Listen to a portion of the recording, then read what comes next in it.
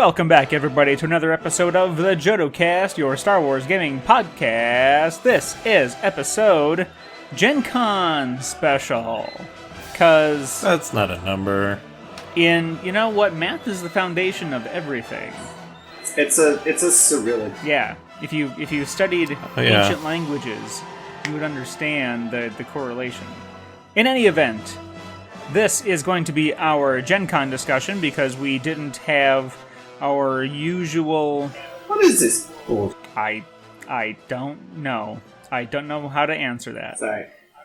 I'm finishing up a game of Magic Arena, and my opponent's got a whole pile of blue.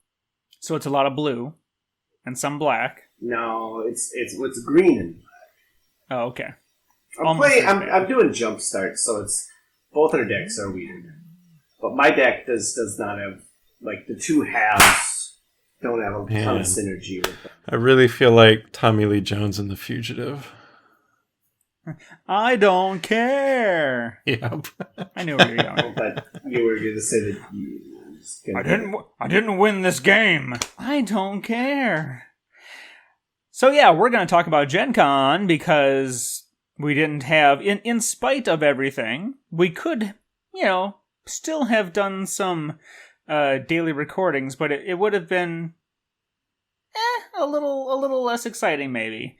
But hopefully people got to partake in whatever their GenCon online happened to be. Oh, and since my flow got interrupted, this is Leo, Andrew. This? Am I? How are we going to show up, Joe? Nope, you gotta look at the other side. You pointed. Nope, that's Leo. Okay. That's nobody. No, other way. Yep. That's Joe. Okay. That's Joe Latovsky. And if you're wondering, if you're listening to this in your car wondering, why does it matter what direction I'm pointing? It's because awesome people, namely the patrons of Patreon, of the JodoCast Patreon, get to watch us pretty much either live right now as we're doing this, and then they can jump in and tell us we're dumb or drop a bunch of funny stuff in chat and make us break character. Or they get to watch the patron exclusive video on demand. Is it on demand or is it just sort of there? It's fed directly into their cerebral cortex. It's there, so thus when a person watches it, they're watching it up. And I think if you're a high enough level, you get access to the security cameras in our homes, so you can kind of Truman Show us and watch us whenever we're doing anything. That's a pretty high level, though. I don't think anyone's got there yet. Oh, okay, good. So we have time. We can wiggle that around. Since we're a gaming show, you have to level up your patron tiers by completing tasks and quests. Yep. Fortunately, all the tasks are pay us X amount of gold. Yes, we only accept gold. So we're basically a freemium game. Like, you can listen to us for free, but if you want to continue, gotta jump on board. Just don't let your do let your 2-year-old get a hold of your Patreon app on your phone. Never mind. That's going down different directions. Anyways, patrons are awesome and they get to watch us and listen to us and participate with us. That's just one of the things patrons get for patroning us, since you told me last time patronizing us wasn't necessarily what we wanted people to do. But let's just go with supporting. Purporting? Supporting. Supporting. Yes, that's supporting. Definitely the best language. Yep. Okay. So, in any event, GenCon, it was online. Lots of different companies participated. I have a hard time calling what happened GenCon. I mean, Yes. I mean... now that you've been, now you know. Yeah. It's not the same. No. It is definitely not. Well, it was my first GenCon. Aww. Yeah, I suppose it was. But, nevertheless, we still had quite a bit of information to sort through when the dust settled with regards to Fantasy Flight Games, in-flight report, the yearly GenCon. I always want to say press event, but it's not really a press event. It's just them telling us what's coming or how great they did in the last year, and leaving us like with like a showcase, or a keynote, a PowerPoint. Pretty much, yeah, a PowerPoint of stuff. Some years have been better than others, and that is the topic for tonight. We're gonna skip what we've been playing, just because I know this is gonna be. We ain't been playing much. Oh anyway. man, no, well, we're all stuck at home. Yeah, but you could be playing Magic Arena. I've been you could be playing Apex Legends. Etching. I don't think any non-Star Wars game counts in what you've been playing. That's my opinion. I did paint up a mini. I got a mini done for the Jodo painting. Oh yes, Joe, plug that. The Jodo painting is Evan's brainchild that I plug. Well, because if I say it, I'm just blowing my own trumpet. We're allowed to. It's better if you do. Blow ourselves. It's perfectly fine. I knew something like that was coming. That's what she said. If you like miniature painting, doesn't even have to be Star Wars. If you like art or creativity in any form, we've got a series on YouTube called The Jodo Painting, where each month Evan says, here's a theme, like do a Jedi or do something from The Empire Strikes Back or whatever it might be. Who knows what it's going to be for the next one. And then you do it and you post a picture and then we throw up a video and your stuff gets featured and we get to like look at a little gallery of everyone in our community who did a thing. And it's nice. This month I'm pretty sure like almost everybody painted Obi-Wan. Yep. And if you do it, you get a sticker in the mail. Yep. I got a sticker. My sticker's on my microphone. Ooh, buddy. Look at that. It's a good place for it. It's fun. Only It's you can see it. We like us some painting in the JodoCast. Yes, we do. That's pretty much what I've gotten done. I did Captain Rex. He's finally done. I gave him a Christophsis base that I am pretty happy with. I said we weren't going to do what we've been playing. We could do what we've been painting, but I said, we did. This is what happened at GenCon? Yes. Okay, so our last episode was prediction. We're going to do this like an after-action report. So we're going to talk about what we predicted, like what we thought was going to happen based on some hints that we'd gotten a few months back and our own, life education guesses, whatever. And then we'll talk about what actually did happen. And then we will editorialize on that and give more of our opinions of this was great and this was not so great. So, what did we... Luckily, there was no Marvel spoilers. So there was though. There was. Okay, well, there was no Marvel from other companies on this one. So Correct. This was all FFG, although I think we could say that part of... So, actually, rewind. It wasn't just the in-flight report this time. There were live streams throughout the week and the end of the week and the weekend in which they gave more information, and another one of those included a representative from Edge Studios, Asmodee's own RPG company, now that they've taken over from FFG. So, we had predicted that we might see... Well, we knew we were going to see Armada. Clone Wars Armada, specifically. We knew we were going to see something from Legion. We thought we'd probably see something having to do with a new iteration of Star Wars card game. I would say it was more like we hoped. We hope. Okay. It wasn't out of the question. But I wasn't super. I feel like we were more confident that we'd get an announcement of an expansion for Outer Rim.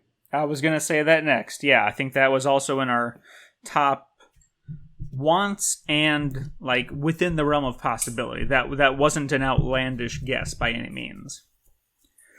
And we hoped that we would hear some word on RPGs, because that's still in the works. And then we hoped, but maybe didn't expect, to hear anything on Imperial Assault, although we had been given reason to be hopeful a few months ago. So I think that covers basically everything that we... Oh, and of course X-Wing, we figured we'd get something. Some new announcement of a new wave.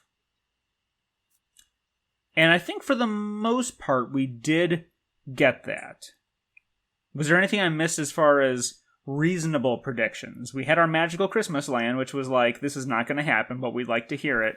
Well, and then we had our reasonable ones. I think for Legion, at least, we were more specifically predicting we were going to get some information about the Mandalorian. Because, well, we had said, well, we know they're going to talk about Maul and Anakin, because that had been leaked a while ago. Everyone knew Maul and Anakin were coming. But given the fact that they had teased Mandalorian content back in February, was it, I think? Is that when Gamma happened? Yeah, I think so. Back at that conference, they had teased the Mandalorian content for Legion. So we thought, maybe we'll get some of that for here at the in-flight report. But no. Instead, we did end up getting Anakin and Maul, both of which are very cool. They both come with like 2 alternate sculpts. Or I should say, like, the bodies are the same, but they come with I thought they said actually that Anakin has 2... I think Anakin actually has 2 different torsos to accommodate his wildly different arm poses. Yeah, maybe. Okay. Well, anyway, they're in any event, two different poses basically for the. Maul has 3 poses. Called fact checking. No, he has 2.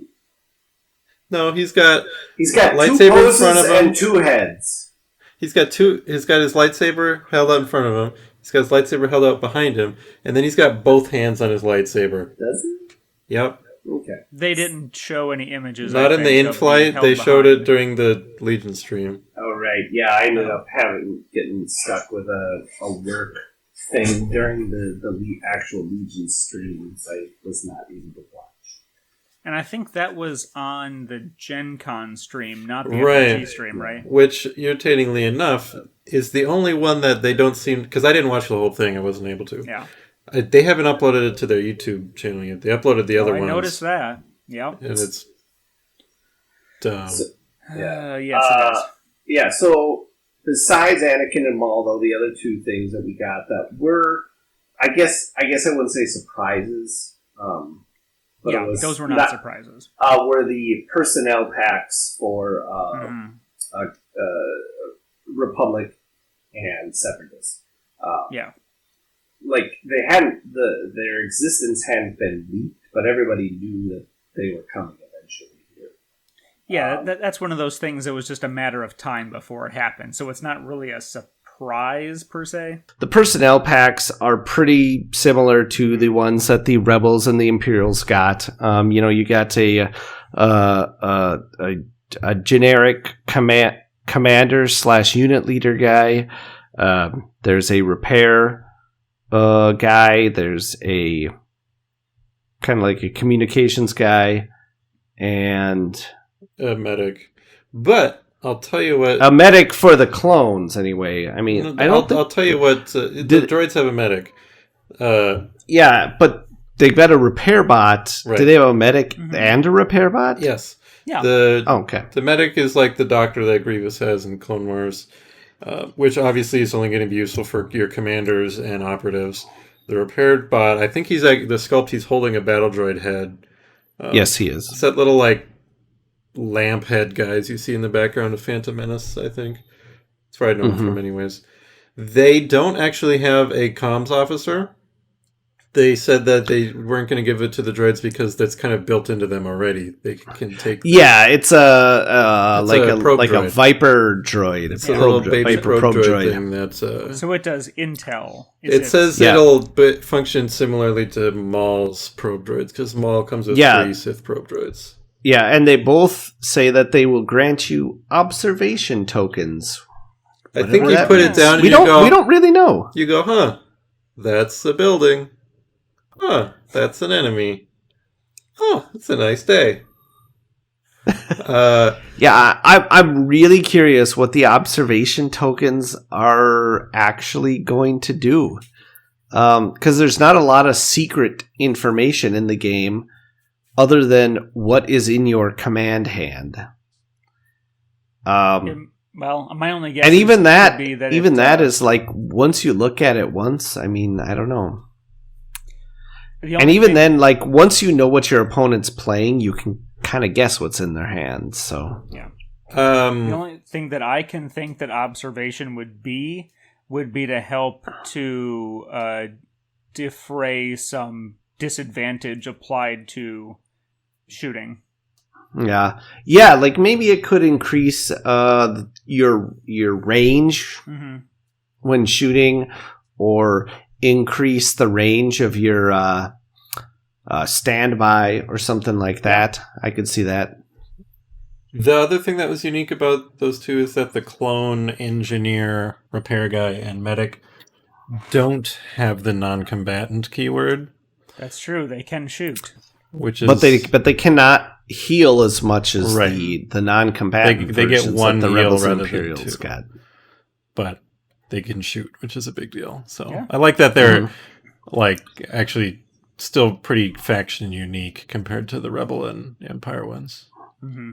So yeah, for Legion, we got very cool stuff, but nothing surprising. Nothing that was like, whoa, didn't see that coming. Anakin seems pretty unique too. Just that in the stream they said that his cards, his command cards, all come with a benefit and a drawback. And they persist. And they all have the permanent keyword. Yeah. So yeah, as you go through the game, Anakin is going to be powering up, although powering sideways too, because each one has some weird drawback apparently. But they said that because Anakin and Maul are both 160 points, they said that if you can get all 3 of Anakin's cards out in the game, his power level will be worth way more than 160 points, which I think is kind of interesting. Well, I think it's kind of good because some of the really expensive Force users, like Commander Vader and Palpatine, although something like Palpatine is a really great, really cool unit,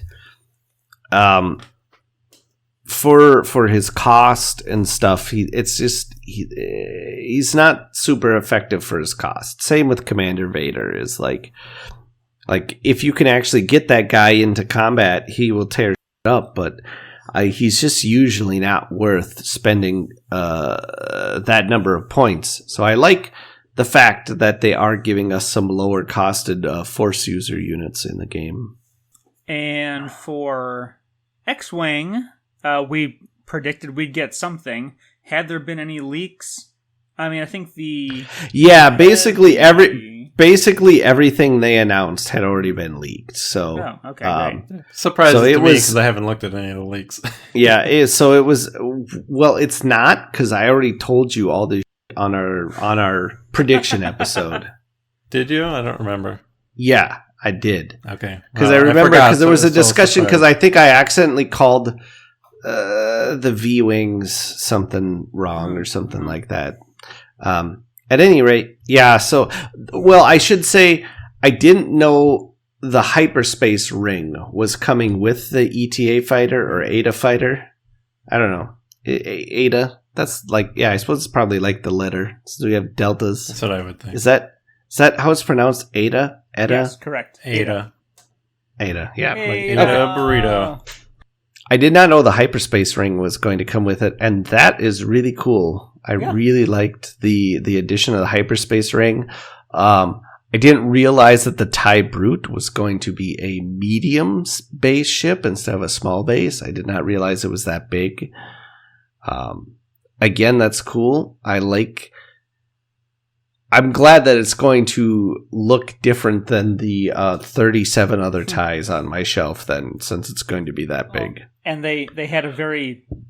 I thought it was a funny comment that people apparently were complaining about the size of it, and they're just like, look, that's the size that Lucasfilm told us it was. Okay? Well, I don't know if people were I think they were just preemptively getting out ahead of people because if there's one thing X-Wing people like to argue about on Reddit, it's the scale of ships and how inaccurate they are. What? And most people arguing about that are just totally wrong anyway. So, what do they think? The Moldy Crow is too small?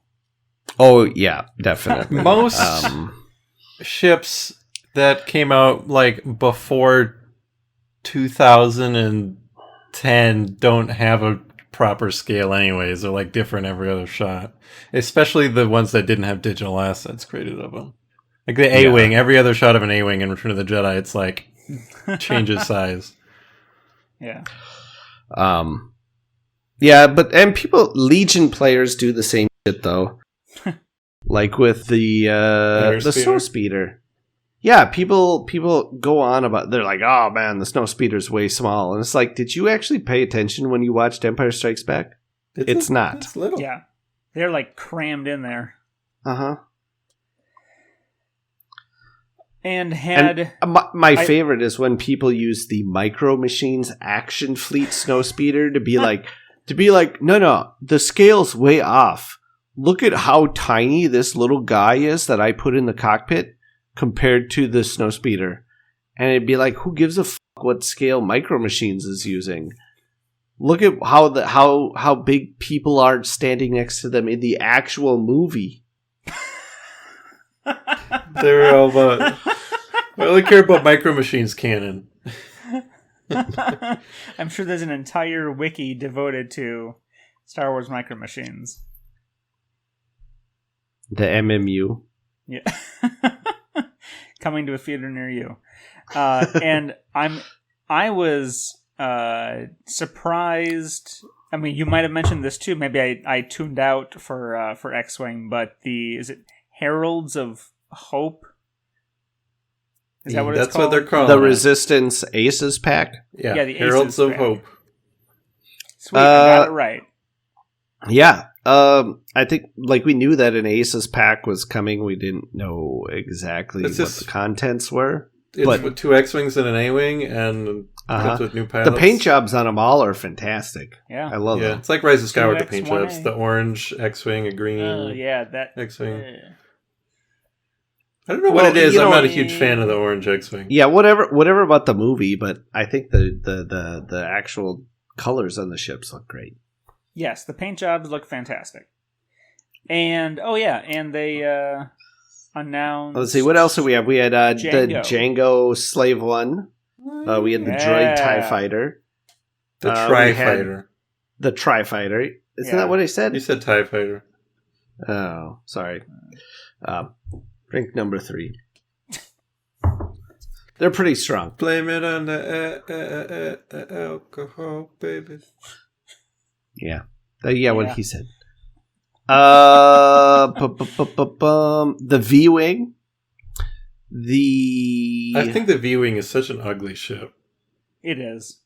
It's not good. I think it's less ugly than the Torrent. Oh, the Torrent's very weird. The V-Wing, I don't think it's a bad Star Wars ship. I just think it's ugly. It looks like a ship that would have been designed in the 90s for like a RPG book or a video game. Yeah, it's an ugly ship. It looks like it could have come out in Shadows of the Empire time. Well, I was going to say, wasn't it designed for like video games? And did it ever appear in the movies? I thought it was in Battlefront 2, 2005. Oh, yeah, it was created for Revenge of the Sith, though. Yeah, it looks like a ship that show up in Revenge of the Sith. I don't. Yeah, it's at the very end when they're carting Anakin to the doctor. Mm-hmm. And they got his little body. Oh yeah. Couple yeah. flyby, like and I think some. That's right. I think some flyby at the end too, when they're looking at Death Star being built. And I think that was all the X-wing ships announced, right?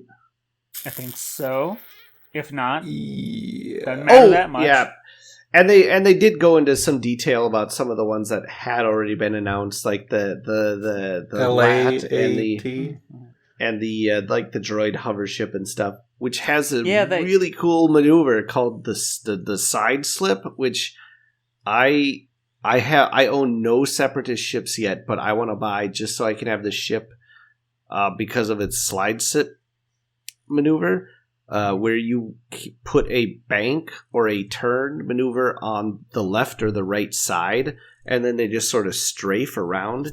I think that's fantastic. Sounds like, and I think that's one of my. That's why I love flying like TIE Phantoms and TIE Strikers and stuff move. Because they fly weird and crazy, and they're just really fun to fly because they have all these weird maneuvers. And so I'm looking forward to the droid hover whatever. Yeah. Oh yeah, and then along that same wave, the First Order shuttle from Last Jedi and not Naboo fighter. Help me out. There was a third one. We talked about there's the clone transport, the droid transport, and the First Order thing. That's it, right? I think that's it. Yes. Sure. Doesn't matter that much. Who plays X-Wing? Did you know one of the upgrades in the X-Wing, in some of the new X-Wing stuff they revealed, mentioned structures. Yeah, people were asking about that in the live stream, which is interesting. So I wonder if that's going to be some sort of a like space station type obstacle you'll be able to put out at some point, or if they are planning on releasing some kind of like ground mission type things, which would kind of make sense with the LAT and the droid hover ship. True. Now that would be interesting. I think they did. They didn't confirm anything, but I think they did tease that there would be something along those lines, some in-atmo. Yeah, they didn't really say much of anything other than they were like, yeah, that card does say structures. Weird. Yeah. That would be really cool. That'd be a lot more cool than just like in Armada, there's just like a token that looks like a space station. I thought you meant their level of teasing. I'm going to say, yeah, that'd be way cooler than just putting a box on screen and going, uh-oh, what's this? And then not talk about it. Is that still bothering you? It will bother me until they talk about it. Well, at least you got confirmation that it's an actual real thing. Yes, that's true. True. With Descent there, it wouldn't, if they never revealed anything, it would not be the first time a company just bought a trademark to something like preemptively and never actually released it. Yep. Star Wars does that all the time. I think it's fair to say that the belle of the ball this year was Armada. I feel no hesitance at all saying that Clone Wars Armada, even though we knew about it, it wasn't like a huge surprise, but just everything they're doing with Armada, everything they announced with this one, kind of stole the show. Yeah, I love that they're doing the faction starters. Oh, yeah. So you can buy into just Republic or just Separatists. And they did the same thing with X-Wing, which just really makes me question. And they did the same thing with Rune Wars, which really makes me question, why the f*** did they not do that with Legion? I'm okay with... I'm buying into all four factions anyway, so it doesn't bother me too much. But at the same time, it's like, why the hell did they not just release faction-specific starters for Republic and Separatists? It's really frustrating to me. Yeah. Yeah, But I think almost everybody I know like split cores. Like yeah. But going back to Armada, as you said, they've been. We knew Clone Wars was coming, and they've been teasing it for a while. But they finally gave us our first looks at what we are actually getting. And so for the Republic, you can buy a starter with an acclimator and two little guys. Yeah, two little guys. Come on, Joe, you're the Clone Wars guy. You're supposed to know this. That's Kurt. They're Kurt. I think it's get in here. Oh, I hear him sprinting from across town. Ships. Hey guys, it's the ship that they fly into at the beginning of Phantom Menace, isn't it? Yeah. Oh, yeah, you're right. The one that looks like an old style Corvette or Corellian Corvette. Yeah, it's kind of that shape. Yeah, it's the one from beginning of Phantom Menace. That's the not the V-19s. That's the Squadron. Yes, yep. 2 consular class cruiser miniatures. Yes, and then 4 squadrons of Torrent starfighters is what you would get in the Republic starter set. In the Separatist starter set, you're gonna get a Munificent class frigate. Munificent. As well as 2 hard cell transport miniatures, which just sort of look like I don't know, flying cones. Those are from Attack of the Clones. They're like taking off right above the fuel cells. Good call, my young Padawan. And then you'll get a pile of vulture droid squadrons with that pack. Then they also have they also did announce a Republic fighter and a Separatist fighter squadron packs. The Republic one's going to have Aether Sprites, the Delta Aether Sprites, and also B-Wing or Y-Wings and Arcs, and more V-19s. More Torrents, yeah, if you are into those ugly ass things. I don't understand why Fantasy Flight has been like. I'm surprised they were like the first wave of X-Wing when those faction came out, right? They're barely in the Clone Wars. They're heavily featured in the Gendy show. But I feel like after like season 1 or 2, they never show up in the Clone Wars again. Whereas Y-Wings and ARC 170s are like the bread and butter. Even I feel like the Hammerhead, or not the Hammerhead, the Z95 like clone version of it shows up more. Let's see. And in I don't know. In any event, it's a weird ship. Yeah. In the Separatist packs, you'll get vultures, hyena bombers, tri-fighters, and the Belblab, whatever. The Basil Grievous's Cadillac. That's what you get there. And then they're also doing like upgrade card collection things. So and a dial pack expansion, which was apparently exciting news for Armada players. Yeah, that the upgrade card pack looks huge. It does look big. The picture makes it look like it's bigger than the core box. Yeah, like the Legion, upgrade card pack is like the size of like a Magic booster pack. Yeah. The Armada upgrade card collection looks like the size of like a LCG deluxe expansion. Well, and I think that they've changed the size of the cards, because previously they had been like the bitty, right, yeah, like the little half size cards, and now they're just doing them all like full size and LCG sized. This card pack is basically has all the old cards that you probably already have in the new size.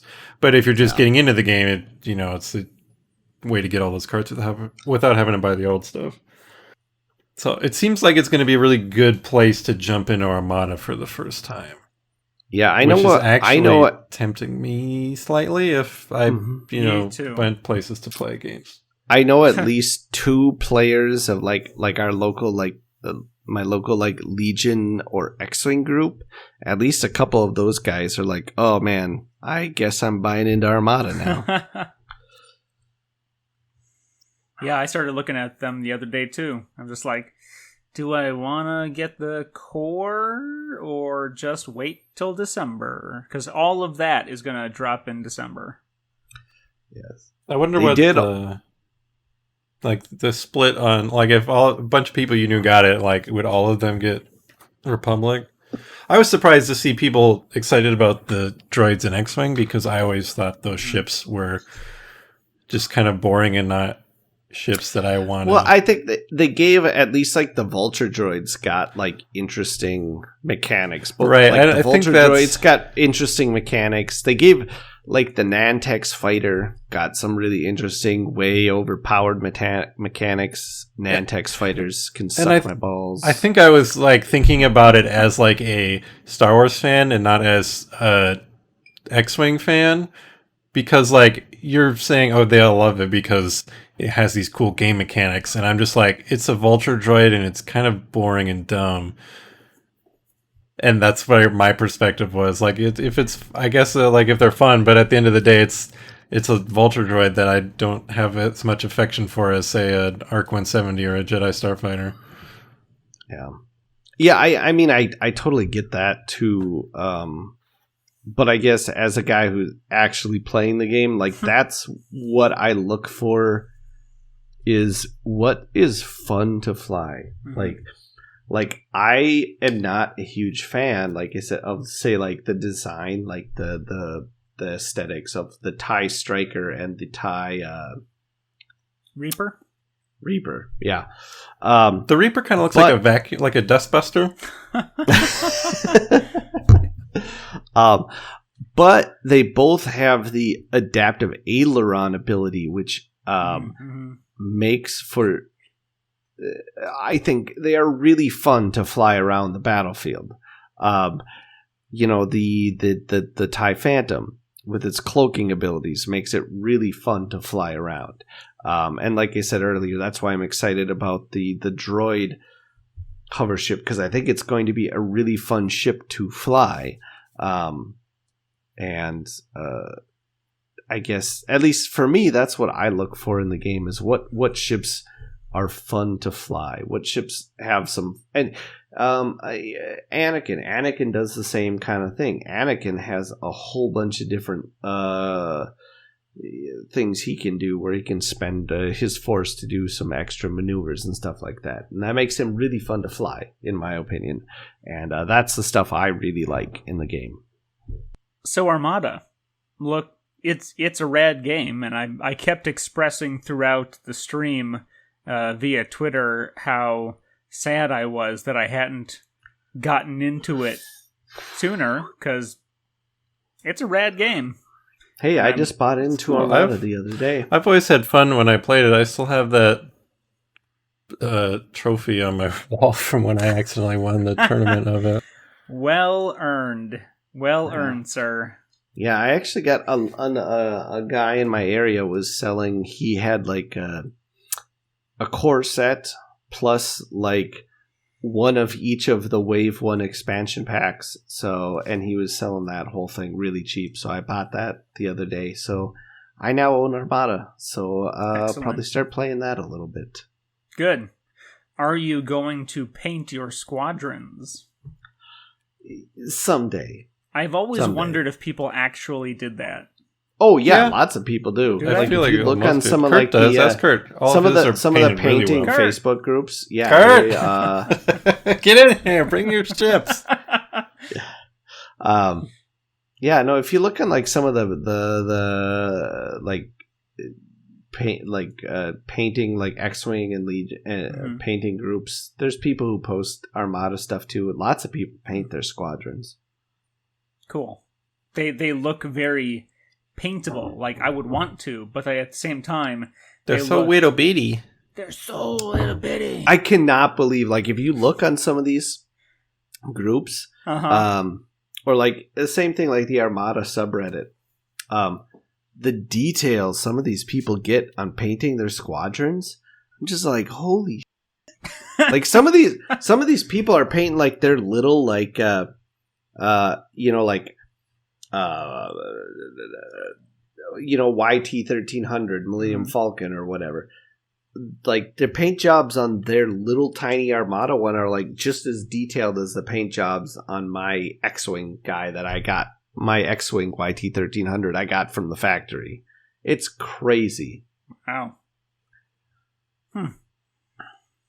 I feel like we should do an Armada episode one of these days.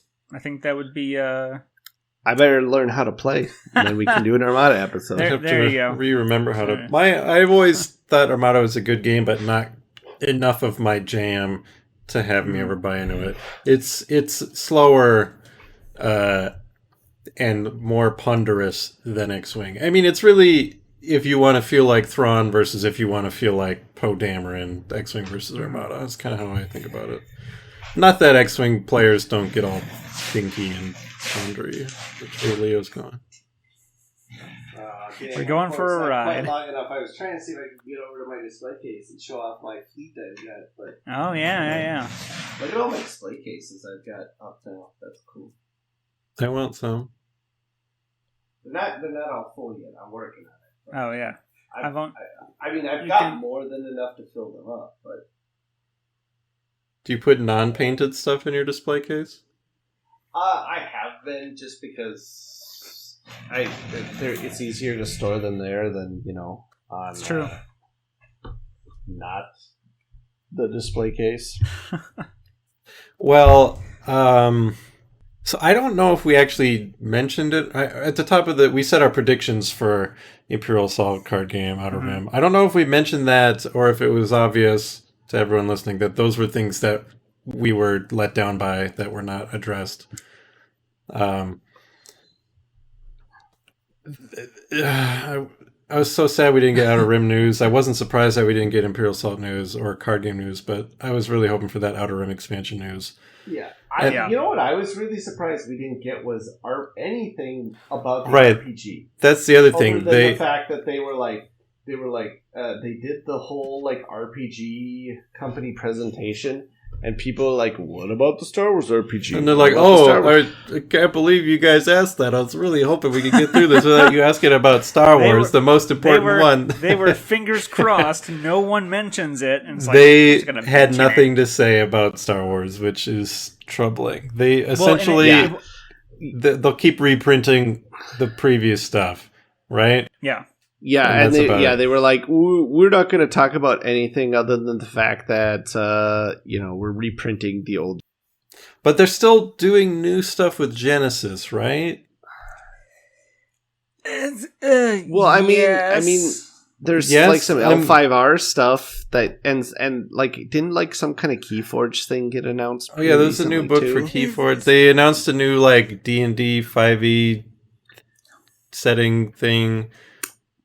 I don't remember what that was about. So, but isn't that they're reprinting some old thing? They're reprinting, updating it to 5th edition. It was some old Terranoth thing or something. It was not Terranoth. I can promise you that. No, it was its own little thing. It basically is in everything except name. It's Lord of the Rings if Sauron won. The bad guy's name is Lauron. Lauron, yes. Bauron. But does anybody else find it interesting that just how similar basil and mint can taste? Never crossed my mind. Yes.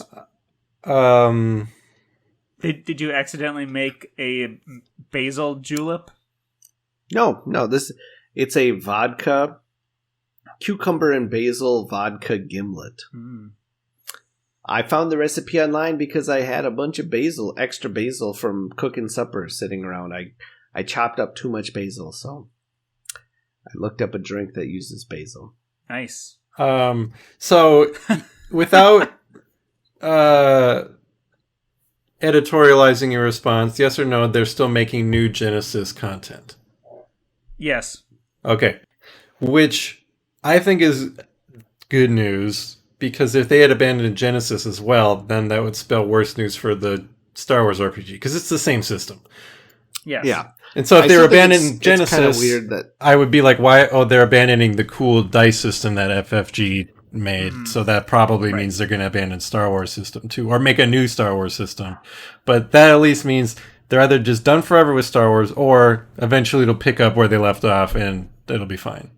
Those are the two options. I really hope that they don't abandon it or try and make something new, because like I love their narrative dice. Me too. So much. I really think it's one of the best role-playing systems I've ever played. To the point where like I don't really have. I mean, that's not to say like when you've run stuff, like when you ran stuff, Evan, I had a ton of fun. So just so you know. But I'm just saying, after playing like the narrative dice stuff, D20 games like D&D just seem so. I don't know, like they're basic. They just seem a lot more so basic. They're like more hollow, I guess you could say. More like prescription, where you're like mathing things. I mean, instead of like interpreting runes. That's not to say. I mean, like that you can't have fantastic role playing with a D20 system. Mm-hmm. It's just, I think with a D20 game like Dungeons and Dragons and stuff, the onus is a lot more on the players and the GMs to kind of force it. You know what I'm saying? Yeah. Whereas, like, I mean, and there's the same thing where, like, I know there's people who just play like Legion or X-Wing and stuff too, and they are making up narrative stories in their head as they play the game about what's happening and stuff. And I mean, if that's your thing, yeah, you get that whole different aspect out of the game. But I think for me, I like it a lot better how especially when you're playing in a party of people. Maybe you're like, if you're playing D&D and maybe you're way into the role playing, you might also be playing with Joe Rogue over here, who is just interested in being a murder hobo. Yeah. You know? Whereas like I feel like with the Genesis narrative dice system, it kind of forces it kind of, well, I guess I wouldn't say forces. It guides everybody into more of a role-playing narrative kind of thing. Right. I like a lot. It really fosters player creativity and having everybody kind of contribute to the story in ways that's more than just like, I hit them, I didn't hit them. Yeah. I don't know. Well, and taking that to the extreme, even in 5th edition D&D, as good as it is, the player could still just be like, I'm going to attack with my sword, roll d20, okay, I hit, that's X damage. But then it falls on the DM to be like, okay, here's what you did. And then the DM describes it. What you're describing is there is as much scene direction and story creation happening with every person involved, not just the players roll their dice and the DM is the one that has to be like, this is what happens. I mean, and even there, I mean, sometimes it still might be the GM, but the I guess you could say the nebulous nature of your dice results sort of leads a person into doing some sort of like a narrative interpretation of those results. Whereas like D&D, where it's all just pure numbers, you know, you could just be like, all right, I roll, I hit, I do 10 damage, and the GM and the DM can say, all right, -10, on to the next person in initiative. Whereas, you know, when you just have these symbols, you need to do some interpretation, and you need to, I mean, it's going to vary from group to group and stuff like that. But even at a bare minimum, you still have to sort of tell some kind of story to explain what those symbols are meaning. Yes. So the TLDR for everybody is, I really hope they don't get rid of this system because I think it's Edge fucking awesome. Studios calling you out. If you abandon the Star Wars license willingly, if it's not like, if there's not forces beyond your control, like Lucasfilm saying, "Oh, no more of this," or because I assume there's probably a few extra licensing hiccups when you're publishing books rather than just a game or something. I don't know. If you get rid of it, you're stupid. Like, it's true. Star Wars role-playing is like one of the core foundations of just the history of Star Wars and Lucasfilm. And you have it now. And so you should... And you have like the best system that's ever existed. According to some. Mm-hmm. I am a little sad though that role playing now is in an opposite situation of what it used to be. Oh, it's not like defining the world. It's rather it's not reacting like to it. West End Games created so much of. Oh, I see what you're saying. Of what people consider like the Legends canon.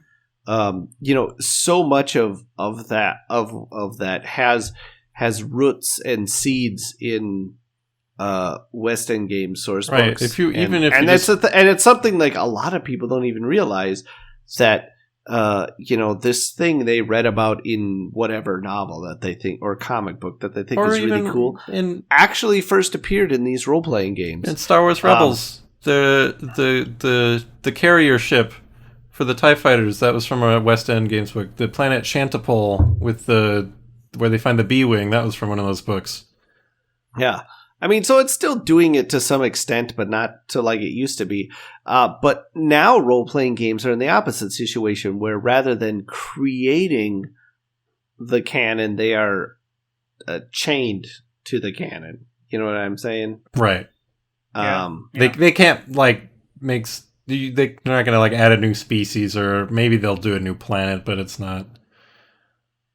Yeah, it's very everything has to go through the very rigorous approval process. Yeah, and it's not just Lucasfilm that does that. One of the things that kept the Dragon Age tabletop RPG from being more rapidly published was having to go through BioWare to get checked off and cleared, and then finally published. So BioWare must have. Right. I still recall.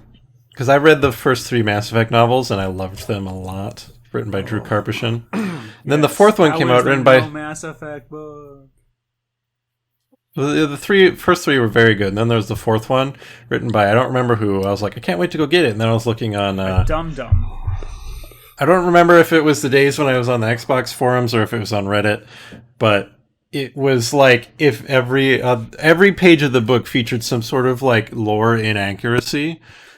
Like if there was a Star Wars book that said like, and Vader took off his helmet and he was unscarred and handsome, like things that were that egregiously false, like just having played 20 like minutes if it of said something like the TIE fighter wibbled and wobbled through So I remember someone made like a Google document documenting every like error in the book, and it was about as long as the book itself. It was really fun to read. Was it written by Brian Herbert and Kevin J. Anderson? I don't know, but that must have been the point where BioWare like changed some internal policies where they're like, oh, maybe we should proofread this licensed work more. Maybe it was that guy that wrote the end of Mass Effect 3. There was still I liked the end of Mass Effect 3. I still contend that the original ending is superior to the updated ending. Updated ending is the same, just with more context and details. More context that ruins the original ending. I think I was mostly annoyed by the ending because everybody like was telling me I should be annoyed. I think it was mainly because there's all this you've done 3 games with all these choices that are supposed to make all these differences, and it boiled down to 3 kind of colors. Right. Although the updated one added a new one, because I distinctly remember the first time I played, I'm like, I'm just going to shoot this little kid in the head. And nothing happens. The game doesn't register that. And then after the update, I did it again because I knew nothing would happen. But then he goes, okay then, or bitch, or whatever. And then it fades to black, and it's just like a cutscene where like, well, we failed. We failed to save the galaxy. Because he was getting indoctrinated the whole time. Anyways, it's totally indoctrination theory. I'll just do a quick rundown on the answers that we were given from the Edge Studios stream. They said, we definitely want to keep doing more Android books, which is part of That's Genesis. not Star Wars. I'm okay with that, though. More, them actually doing something with the Android franchise is, great. Yes, it's an interesting world, but it's like the least developed of all their IP. I think.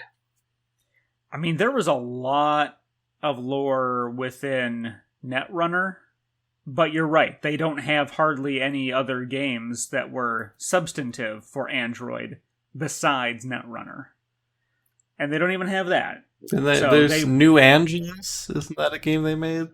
That is a game.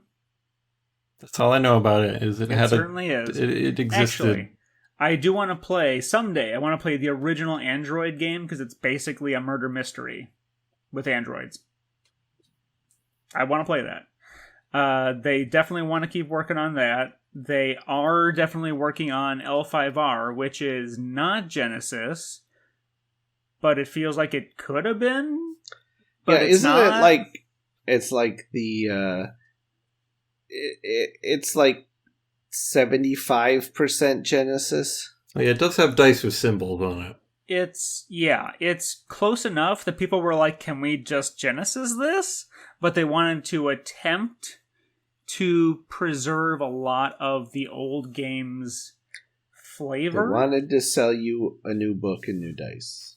Well, yes, there's that too. Is what? Yes. They said when someone asked about Terranoth, and they were like, sure, which means no. Actually, no. They said, well, gee, I don't know. Someone else might be doing something with Terranoth soon anyways. There's actually a Genesis role-playing module in that big box. You think it's going to be a minis thing, but it's actually just a role-playing module. I'm fine with that. It's a book that thick, though. It's like... like the Metal Gear Solid RPG. Yes. I'm totally fine with that. That'd be cool. With Star Wars, they specifically said we cannot say anything about it. That was what they said. There was like someone with a gun just off camera aiming at him. Yep. Kathleen Kennedy with an AK-47. That's right. Is that... So, yeah. That's all the Star Wars we got. The X-Wing Armada Legion... No role-playing game. We can't talk about it. Please, they'll shoot us. Stop asking. And all of our other predictions were sore disappointments. Yeah, no card game. No card game. No Imperial Assault information. Yeah, that's it. So, what's your favorite announcement? Is it Armada stuff? Honestly, yeah. Of all the things that we saw, that got me the most psyched. I was like, okay, I'm going to go start looking at this again. Yeah, I kind of feel the same way. Like, I mean, I'm excited to have Maul and Anakin in my armies for Legion. I think I can't wait to see what droid players do with generic commanders. I can't wait to see like 14, 15 activation lists with the droids with that generic commander. Yeah. Love his bell bottoms. Freeing up a whole bunch of points. yet disco dancing commander. But I mean, it's just like you said. It's sort of one of those things where like Anakin and Maul got leaked like 6 months ago or something like that. Maybe not quite that long ago, but a long time ago. So it was like it was hard to get real excited about that. And like the personnel packs we knew were coming at some point. You know, and the X-Wing stuff, sort of the same thing, where it's like this stuff had all been leaked. So I'm not, and even then, it's like you sort of knew these things were coming. I mean, I'm just more surprised that something's like, say, the TIE Brute took this long to come out. I just heard Kurt in the other room go, "I know, right?" I think he is getting so many shout-outs this episode. Honestly, one of the things that was announced that like made me most excited was Jango Fett's Slave One. Just seeing the model, because I had that Lego set as a kid, and I watched so much Attack of the Clones that just that ship with that paint scheme like makes me happy. So I was like, oh yay! I won't buy it because I don't have that faction for 2.0, and I don't play that really much anymore. But it pleases me. And the sculpt for the commander for the clones in the personnel pack, how he can have the little Order 66 hologram in his hand. Oh man, that is awesome. We really didn't mention that before, but the holding the hologram. And there's going to be so many extra bits with all those, the sculpting department, because with the clones you can give them the Phase 1 helmets, the Phase 2 helmets, no helmet, give them backpacks on their backs, no backpacks, little antenna on his shoulder. There's so many extra options you have with those guys. You're going to have a bits box of your own one of these days. I already have a bit box, actually. It's actually box? Well, it's more like a whatever these things are called, little pencil case. Oh, okay, there you go. Aww, I needed to. They're all in little baggies. So I've got a little collection of like random like clone heads and Bosk arms and stuff that I'm building up. A lot of Grievous parts. I've got a little taxi sign now. There's a few superfluous duplicate pieces from Crisis Protocol. I think I have a hand holding a cube. Oh. There, cut off when you get your clone personnel pack, your remove the hand with the hologram and have him holding the cube instead. Or even though I think that hand is like way bigger than Legion scale, just to have him they're actually one enormous hand. It'd probably be the right size or smaller, because these guys they seem like they're the same scale more or less. They may be slightly bigger, but they're not like the goofy proportions that Legion has, so the hands are not oversized. Where Legion has like oversized hands and heads. Yeah. The so-called like the hero proportions. Yeah. The Crisis Protocol aren't as big as I thought they would be compared to Legion. Yeah, I guess in the pictures and stuff they seemed like they always looked bigger, but they're really give us a size comparison on the. Oh yeah, you're right. That really isn't that much bigger. I mean, it is a bit, but it's mostly the base that's big. Yeah, they have a wide base. Like I honestly thought that they would be at least like 25-30% bigger than what you just showed me. They're nearly the same. So you could run Captain America as your commander. Could. I was tempted to paint one of my battle droids as Steve Roger. Oh, so I've been watching the adventures of Roger with my youngest son lately, because he's just randomly started. So we watch a show before bed, and up until now it's mostly been either PJ Masks or Paw Patrol. But he's the other day he requested Batman, so we watched an episode of Batman the Animated Series, which I think that was fantastic to get to sit down and watch. Good choice. Unfortunately, it was one of the new adventures of Batman. Oh, season 4. which I don't. Yeah, like they give the Joker like the weird new character design and stuff. Yeah, it's not as good. Like in that one. And he's been requesting Star Wars, so we've been watching some Forces of Destiny, and we've been watching the Roger Lego Star Wars episodes. Those ones are so good. They're extremely hilarious. I like them. I love Roger, and I like I think the Star Wars All Stars. Yep, that's on Disney Plus. That's what we've been watching. Yeah, those ones are good because it's actually almost like a prequel to the Freemaker show. Yeah, which I still haven't seen, so I'm hoping he continues to request Star Wars for his bedtime show, so we can watch some Freemaker Adventures. Freemaker Adventures is I would say it's a hidden Star Wars gem. He does not care for the rolling, like the BB-8. Oh, really? Yeah. Episodes where all the characters are like BB-8 rollers. Oh, I remember when they announced that. Everyone was like, "Huh?" Yeah. And then they had the dang old blue butterfly episode, and everyone's just like, "Oh, it's a sign." Yeah, he's like, yeah. The other night we went to watch it, and he was all like, I said, "What?" He said, "I want to watch Star Wars." I said, "What kind of Star Wars?" He said, "Not BB-8 Star Wars." Oh. Lego Star Wars. Lego Star Wars is best Star Wars. Those Forces of Destiny episodes are pretty decent, though. Yes, they are. The only thing that sucks is like on Disney Plus, because they do credits for like all like 37 languages that they translate the show into. Oh, dang. Like the credits are longer than the actual episode, it seems like. Yeah. It's like it's a 7-minute long thing, but only 2 minutes of it is actually the episode. Yeah, some of those are really good. They get better as they go on, too. I watched them when they came out on YouTube. We are more or less wrapping up the discussion, but we do need to welcome Patron Meat Castle to the chat. Hello, hello.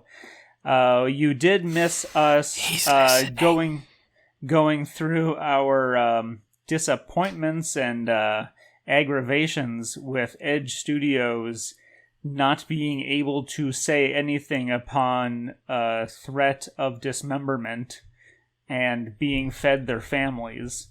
So, but the fact that they said, yeah, we are going to be working on L5R, yeah, we do want to be working more on Android Genesis is good, because that means they at least have some faith in the system, and as long as they have the system, hopefully they hang on to the Star Wars license, because really all that they have to... The only thing that they need to do to keep it relevant is do some adventures for the era source books that they released. I want more cards. You know what? That also came up. That came up on Twitter while we were talking during this whole thing. And people want those cards because they're completely sold out. You can't get them online, at least from, fresh off the hoof. But, oh no. It is a Star Wars source book for 5e. I mean, everything is going 5e, especially Hellboy, and apparently that's a big kerfuffle on Twitter. I had that same thought too, and I'm actually terrified of that, to be honest. I don't I just discussed how long, earlier in the episode. I think the narrative dice system is so damn fantastic. I do not want it to switch over to 5e, to D20 in any form. I'll tell you what my biggest wish list item is. I want them to sell the Star Wars dice, or the Genesis dice, are more or less the same, in different styles, because the only thing that we're missing with this system is going and buying your personalized set of dice that are in your favorite colors. Mm-hmm. Or your, material. I want fancy versions of their dice so I can have them. You know what? I think you just created a market. Hear that, Steve Horvath? Who has nothing to do with the RPG. I don't know if he listens to our show. He does follow us on Twitter, though. He So likes a lot of the things that he we likes make all sure of our you tweets. So tweet out our idea, Joe. Tweet out that idea, and then he will see it. TM the JodoCast. Yes, this idea is this tweet. You can't Or stop you know what? an You know what? idea. Don't even try trademarking it or anything because we want them to actually use it. So just put a disclaimer in there that this is free for them to use. Wow. That sounds like communism to me. Okay, so yes, it seems like overall, not really any surprises on the Star Wars side. I think they saved all their surprises for the non-Star Wars products, which was pretty much the very unexpected expansion for Twilight Imperium, which is rad. Like, I'm all for that. I think that's terrific, but I mean, it's like taking a 4-hour game and making it an 8-hour game. It's like, where do you go with that? But I still think it's rad. And then X-Men Elder Sign with little cardboard guys on standees and a little cardboard Blackbird. And you know what? There's a market for it, and it ain't me. It ain't me. Yeah, it's... You know what? I will say, yeah, Twilight has Imperium the was same cool, sort of, the rest was kind of... Yeah. But yeah, that X-Men game, like patrons are saying, it has very much kind of a Hasbro vibe to it. If this had come out in 1992 or 1993, and if it had been what? Just like I'm putting. I don't know. I feel like yet? I wasn't into board games, but no, I'm just thinking like the people who designed this game. That's just what you want to hear when you make a game. You know what? 20 years ago, this would have been great. Yes, it literally would have been great because there was another game that was just a very drab board game of X-Men, and it's like with little figures, and you would go around the board and fight the bad guys, and it wasn't a good game. I'm not saying this is a bad one, but the height of the X-Men like Jim Lee era, the X-Men Gold, X-Men Blue, the X-Men animated series, if this had come out during that time period, like 12-year-old me would be like, I want this for Christmas, get it for me. I don't care what it takes. Well, maybe this game can make you 12 years old again. You never know. Except, okay. That might be so. Although I think Crisis Protocol, which was also full of surprises, would do better because most of the X-Men in that case are wearing the appropriate uniforms for that era.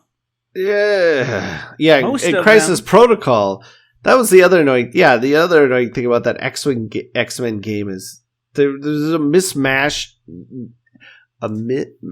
Mishmash. Yeah. Is that what I said? I don't know. You said a mishmash. Anyways, their eras were all f***ed up. There was like some people wearing like astonishing, like Wolverine was in his astonishing X-Men era costume. Well, like Rogue and Gambit are wearing their 90s era costumes. Who the It's the most Simpsons comic book guy complaint. But for real, it's like if it was a Star Wars game ever. Pick an aesthetic, pick an era, pick an artist. Because like even Beast in Crisis Protocol is the right Beast design to go with that Cyclops and that Wolverine, but the Storm is not. And you know what? We'll stop that. You know what? I'm dangerously close to being like, you know what? Crisis Protocol got it right. Storm can wear any outfit she wants at any time. You know, whether she's got the long hair, she's got the mohawk, she's got the 80s. White outfit, the black outfit, the purple outfit. I don't care. Storm she does it all right every time. I don't Even think there's been a character. X-Men? Yeah, even her Extreme X-Men outfits were great. I don't think there's been a character in the series who's been more consistently. I can't think of a Storm like character design that I don't dig. I mean, I'm sure there are some.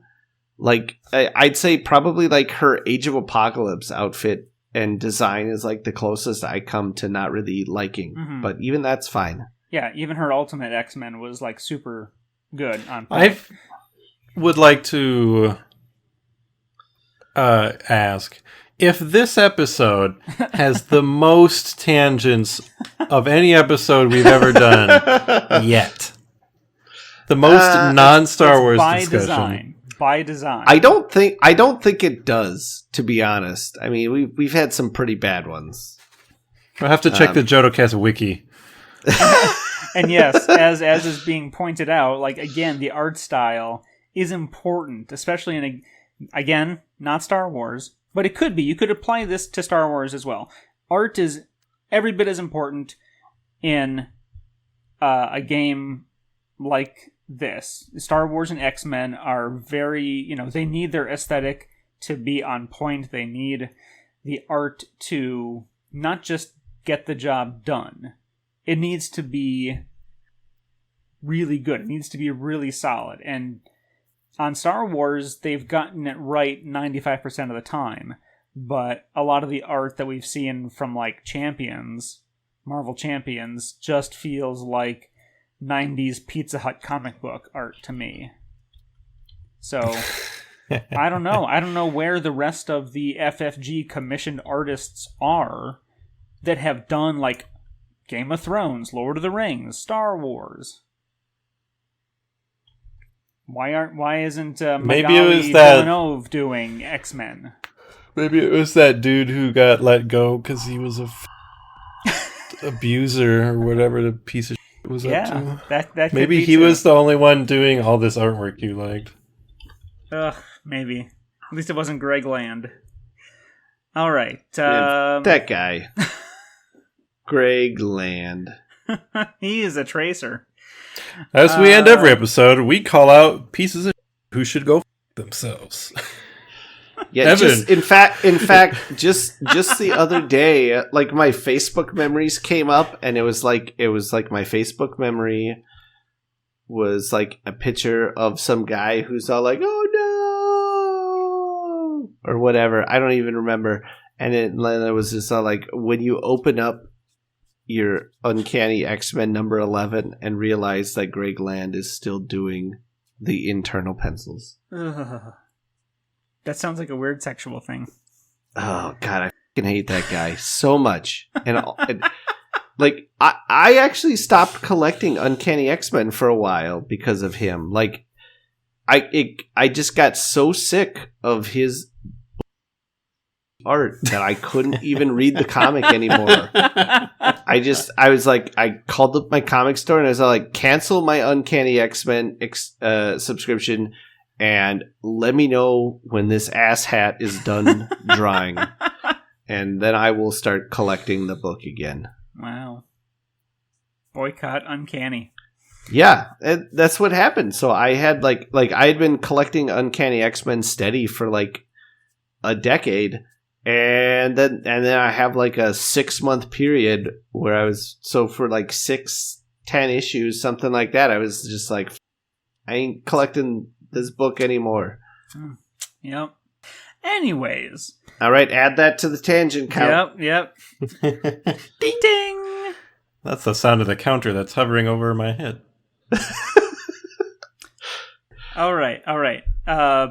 Back on task. So, as I was trying to say, there were no surprises except from the non-Star Wars side. Mace Windu or something. What kind of bourbon would Mace Windu drink? Let's.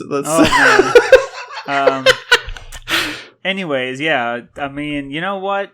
They're taking their sweet time on pumping out characters for Clone Wars. It seems like they should have more like Mace Windu. It's like come on, where are all these awesome characters? But that's beside the point. The point is, GenCon was interesting. There were a lot of streams, so we got to give it to FFG for not just doing the one night in flight and then having that be that. They had...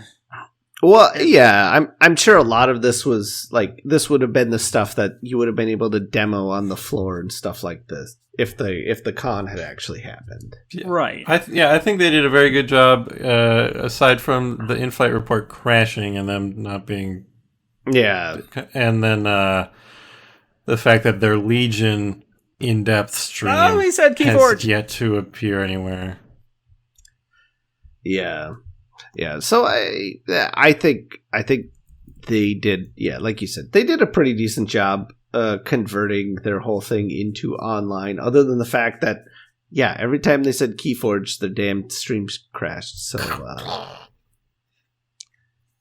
What on earth was that? That was the sound of his stream crashing, because I mentioned Keyforge, obviously.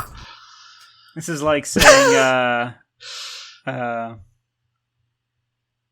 oh crap, now I can't think of the name of the Scottish play. It's been beaten out of me. Macbeth! And you're supposed to... Nope, didn't have the same effect. No, didn't have the same effect. It's a different crowd. That one's safe. He is a good villain on Gargoyles, Yes. So, good job, FFG, except for making me... Not giving us what we wanted. Yes, good job and everything, except not giving into our demands. Well, we'll meet halfway between us being too entitled and them not giving us what we want. They teased these things. They weren't unfounded demands that we had. Correct. Yeah. It was sort of like the most it was one of the more underwhelming in-flights in a while, just because everything that we got was already like expected or leaked. Right. Yeah, I think the most memorable ones are the ones where they pull out the big surprise, like the Super Star Destroyer or the Super Star Legion Destroyer was like holy. Or when they announced like Legion when they, for the first time, or Outer Rim, or whatever. Yeah, or even like Legion had been leaked a little bit too, so like we sort of knew it was coming. My life is so much better because I don't look at leaks. But we didn't 100% know what Legion was. We just knew that Fantasy Flight had like trademarked some shit called Legion, and people guessed at what it was. But and Meat Castle was there to cover it for us. Yes, way to go, man!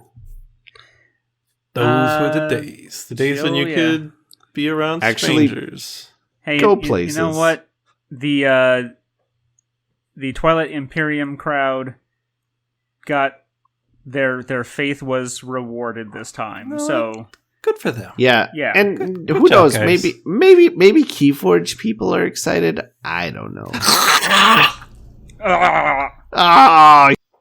There goes the stream again. Yeah, so that's right. I completely forgot about that. They're getting the obligatory underwater expansion, which is a joke from the Guild. It's like, where do we go with this? I don't know. Underwater. Great. So... Should we have an underwater episode of the show? I think we're in it now. We're at the bottom of the bottle. No, I think... So we had talked about... This episode has been sinking. Earlier, if you were on our Discord, we talked about going to Disney and Universal as a podcast and doing some live episodes from poolside while we're there. That's true. And instead of doing it from poolside, we do it from in the pool, underwater. There you go. Under the sea. There you go. Sea. It's, where if we're at Disney, it's thematic. There you go. All right. We all go jump in the water by the Indiana Jones at the Indiana Jones Stunt Spectacular show. Yes. Yep. We just dive into the water there and start broadcasting. Sweet. Okay. I think we're going to call it there because if anything else would just be beating more horses to death into the ground. I've eaten horse. Have you? Was it shaped? It was an oddly shaped sausage? That's just no. It was just a sausage. Jahan? Sausage. It was at a beer festival in Berlin. I was like, it's like, is this horse meat? And he was like, yep. Hey, the best protein is horse meat. I'm laughing at Discord chat, by the way. Yep. If you are a patron watching the video, you can tell us to shut the up. Yeah, you can see the. No, I mean, I have the recording is capturing the chat right now too. So nice. The patrons who aren't experiencing this live will be able to see the chat as well as us. Great. Perfect. That's the power you get as a patron, is when we just keep going off the rails and farther off the rails, you get to be the one who steps in, slaps us, and goes, "Stop it! Stop it! End the show." We're about to give control of the soundboard to the patrons, so that they can just go. There goes Riker. Okay. We're done. Left to say. Except, thank you, Joe. Thank you, Leo. Thank you, patrons. Thank you, listeners of all ages. Thanks, FFG, for putting on a good show, even though you've made made me particularly mad that I'm still waiting on Descent Legends of the Dark. So, thanks. A lot. Well, at least you know it's a thing that is coming. Yes, that is true. I still have time to get the rest of my Descent minis painted. Oh wow! And start up a Terranoth cast. You know what? I was about ready to do that, but someone told me I don't think there's enough to talk about. All right. With that, we'll talk to you later. Goodbye.